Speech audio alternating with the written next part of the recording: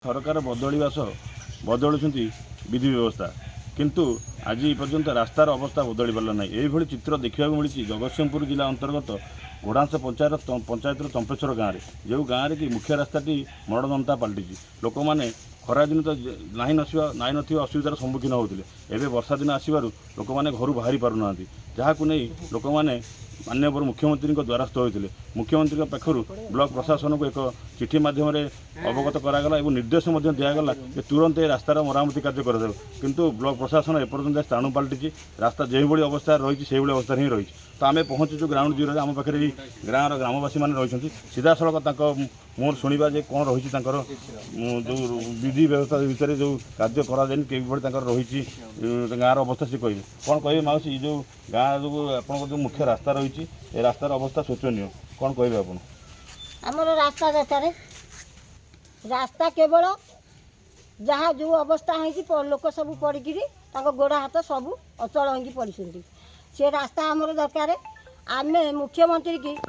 बहुत अनुरोध हो कहलु सी आम कथा शुणिले एवं भी मुझे अनुरोध कर जिते शीघ्र व्यवस्था करंतु मुख्यमंत्री कार्यालय एक निर्देश आसी ब्लॉक प्रशासन को रास्तार मरामती करने तो ब्लॉक प्रशासन ए विषय कौन कर ब्लॉक प्रशासन शुणु ना गोटे गुंडा मटे पड़ी ब्लॉक प्रशासन शुणु ना जदि न शुणे आम महिला मैंने जाकि ब्लॉक घेराव कर हटेबू चेयर को निश्चित भाव में जो माउसी रही कहवा कथा जे आम ब्लॉक प्रशासन को मुख्यमंत्री पाक चिठी आसला भी ब्लॉक प्रशासन आज पर्यटन स्थाणु जदि आगामी दिन में ब्लॉक प्रशासन किसी पदक्षेप न निए ताले से ब्लॉक घेराव करेंगे और ब्लॉक आगे धारणा देवार प्रतिश्रुति देते कौन कहे आपण गाँव अवस्था ये रास्तार अवस्था आम गाँव मरण जनता पाल्टी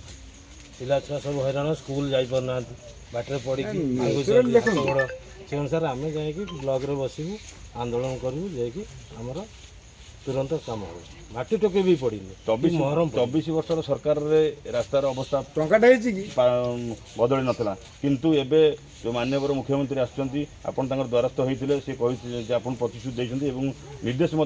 ब्लॉक प्रशासन को रास्तार मरामती करने तो ब्लॉक प्रशासन कौन करूँ ब्लॉक प्रशासन भर से कौन विचारा विचार किसी तो करूना कम से कम जो फाटू से फाट अच्छी पोल भांगी जा माटी ना से पोल पानी चलला कादर छुआ पिला स्कूल जाना अलणाटा हाईस्कल छुआ जा पड़ी हाथ भांगिले से बाटर खसी मुझे जाइली मुझे मो भाई नहीं गैस जाइली पड़ी मो भाई हाथ खंडिया हाथ से रास्ता ये तो खैरा कलामंडली जामुआ पल्ली निश्चित भाव में समस्त गोटे अभियोग रोचे ब्लॉक प्रशासन स्थान पलटि मुख्यमंत्री निर्देश को से बेखातिरी कर लोक मानू हैरान कर आउ जन युवक रही सीधा सारा आलोचना करवा कौन कहे आप गाँव मुख्य रास्तार अवस्था ये रही आज्ञा आम गाँव बहुत बड़ समस्या होमर रास्ता गोटे प्रेग्नेंट महिला केमिति जीव गोटे पिला केमिति जीव से रास्ता टेका होकर जाऊँगी गोटे से भाया परिस्थिति आसले टेका होकर बहुत लज्जाजनक कथा मुख्यमंत्री थरे नोटिस देते काम करने आउ थे भी देले कौन प्रशासन शुणा को नाराज के जानी कौन हो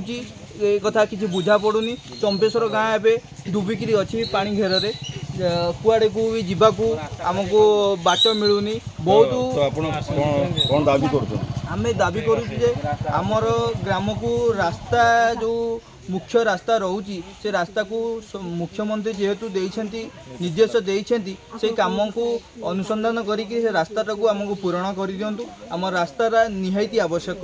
आम ग्राम को निश्चित भाव में आप शुणुते कि बारंबार ये चंपेश्वर ग्रामवासी रही मुख्यमंत्री द्वारस्थ होती मुख्यमंत्री ऑफिस निर्देश आसी ब्लॉक प्रशासन को किंतु ब्लॉक प्रशासन पक्षर किसी कार्य कराला नहीं वर्षा दिन आसला लोक मैंने बहुत असुविधार सम्मुखीन होती तो आम सहित जड़े शिक्षक आसी जोड़ी सीधा